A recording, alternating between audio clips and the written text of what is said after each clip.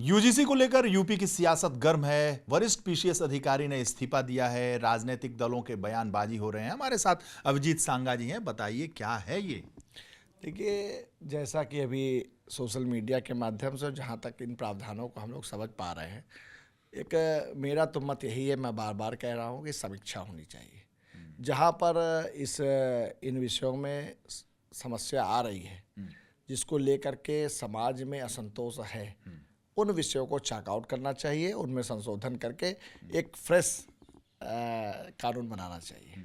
आखिर समानता की बात की जाती है, सबका साथ की बात की जाती है, सबके विकास, सबके भरोसे, सबके विश्वास की बात की जाती है, तो फिर छात्रों में इतना अविश्वास, असमानता, फिर जातिवाद क्यों?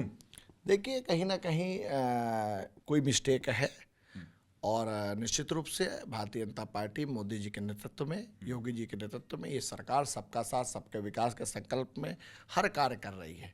जहाँ तक इस प्रावधान की बात है, इसमें संशोधन की आवश्यकता नजर आ रही है और इसमें कहीं ना कहीं नेतृत्व को विचार करना चाहिए और इस पर संशोधन भी होना चाहिए। आपको लगता है कि धर्मेंद्र प्रधान जो एचआरडी मिनिस्टर हैं, उनको जानकारी ही नहीं होगी? देखिए, ऐसा क्योंकि अभी बहुत माइक्रो लेवल पे इन चीज़ों को हम लोगों को पढ़ना होगा, समझना होगा और बहुत कुछ समझने के बाद में हम लोग निष्कर्ष पर निकल पाएंगे। लेकिन प्रथम दृष्टया हम लोगों को ये समझ में आ रहा है कि इसमें समाज के हर वर्ग में जो भाईचारा है, आज अगर किसी दलित की बेटी का विवाह होता है, किसी दलित के सामने कोई संकट होता है, किसी सवर्ण के सामने संकट होता है, किसी पिछड़े भाई के सामने संकट होता है, तो हम समूल हिंदू भाई एकजुट होकर के एक दूसरे की मदद करते हैं। कहीं ना कहीं ऐसे प्रावधानों के माध्यम से समाज में बंटवारा होता हुआ दिखेगा। बटेंगे तो कटेंगे, ये नारा है किसका? योगी आदित्यनाथ का। एक रहेंगे, सेफ रहेंगे। तो आपको नहीं लगता कि हिंदू धर्म के अंदर ही ये बंटवारे का कारण बनेगा?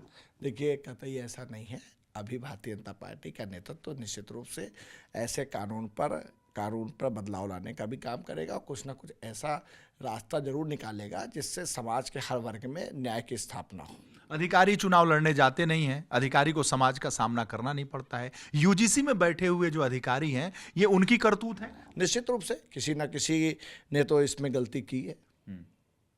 इसे गलती मानते हैं आप? निश्चित रूप से, जहां तक मेरा एक मत है, अगर शिकायतकर्ता सही है तो दोषी को सजा मिलनी चाहिए, और अगर शिकायतकर्ता गलत है तो शिकायतकर्ता को सजा मिलनी चाहिए। ऐसा प्रावधान होना चाहिए। आपको लगता है प्रावधान में बहुत सारी त्रुटियां हैं? देखिए, अभी बहुत सारी त्रुटियां मैं इसलिए नहीं कह सकता, मैं कोई विशेषज्ञ नहीं हूँ, मैंने पूरा गजट अभी अच्छे से नहीं पढ़ा है। लेकिन जहाँ तक प्रथम दृष्टया दो बिंदु मेरे सामने आ रहे हैं कि एक तो शिकायतकर्ता अगर गलत है तो उस पर भी कार्रवाई होनी चाहिए। दूसरा, जो इक्विटी कमेटी है, इसमें समाज के हर वर्ग को मौका मिलना चाहिए, उनको स्थान मिलना चाहिए, जिससे जब निर्णय होगा तो निश्चित रूप से न्याय होगा। देश के मुखिया प्रधानमंत्री नरेंद्र मोदी हैं। आपकी पार्टी के मुखिया भी एक तरीके से हाईकमान नरेंद्र मोदी जी हैं। देश वही चला रहे हैं। तो एक भारतीय जनता पार्टी के विधायक, जनप्रतिनिधि के नाते आप क्या गुहार लगाएंगे? देखिए, मेरी गुहार, मेरा निश्चित रूप से मेरी रिक्वेस्ट है और मुझे ऐसा मेरी प्रार्थना है कि हमारा समाज जो एक गुलदस्ता की तरह, हमारा हिंदुस्तान में समाज का हर वर्ग अपने आप को सुरक्षित पाता है।